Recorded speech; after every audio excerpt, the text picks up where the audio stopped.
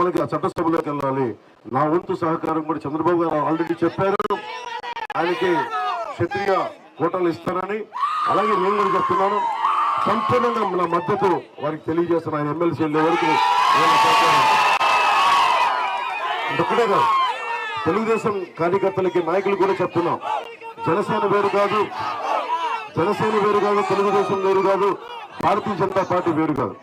175 స్థానాల్లో మనకి భారతీయ జనతా పార్టీ పోటీ చేస్తుంది. మేము అలాగే ఆలోచిస్తున్నాం. 175 స్థానాల్లో టీడీపీ పోటీ చేస్తుంది, 175 స్థానాల్లో జనసేన పోటీ చేస్తుంది. నేను అందరూ ఒకటే అడిగా, జనసేన మద్దతుదారులందరినీ అడిగా. మన రామచంద్రాపురం వెళ్ళాం, వాసనశెట్టి సుభాష్ అక్కడ పోటీ చేస్తా ఉంటే టైం లేదు, దారి పొడవుతో ఆపేస్తుంటే కరెక్ట్గా 8 నిమిషాలు వచ్చింది.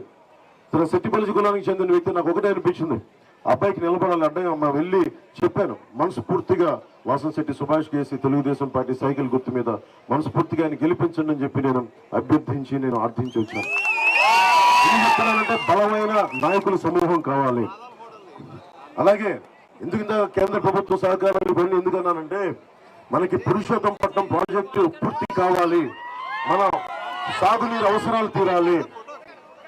శుద్ధగడ మొత్తం 5 నియోజకవర్గాల నుంచి సమస్యలు ప్రతిసారి నేను ప్రతి ఊర్లో ఉన్న రైతాంగాన్ని చెప్తా ఉన్నా.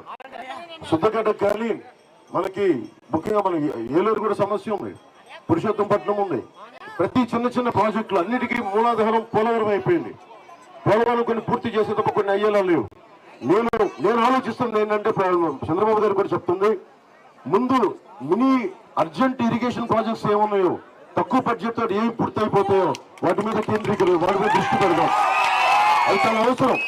ఉదాహరణకి మనం ఉత్తరాంధ్ర తోటపల్లి రిజర్వాయర్, కొన్ని చోట్ల మినీ రిజర్వాయర్లు 5 కోట్లు 10 కోట్లు అసలు పంప్ హౌస్లు మెయింటైన్ చేయట్లా, కనీసం గ్రీజు ఖర్చులు ఇవ్వట్లా.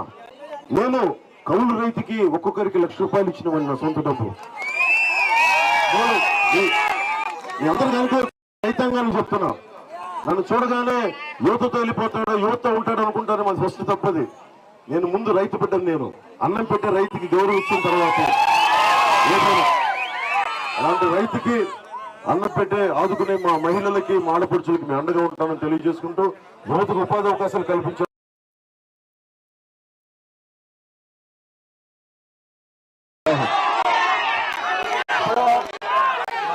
జనసేనకి 2 ఓట్లు వేయాలి, పవన్ కళ్యాణ్ గారికి ఓటు వేస్తామని అందరూ చేతులు రావకండి.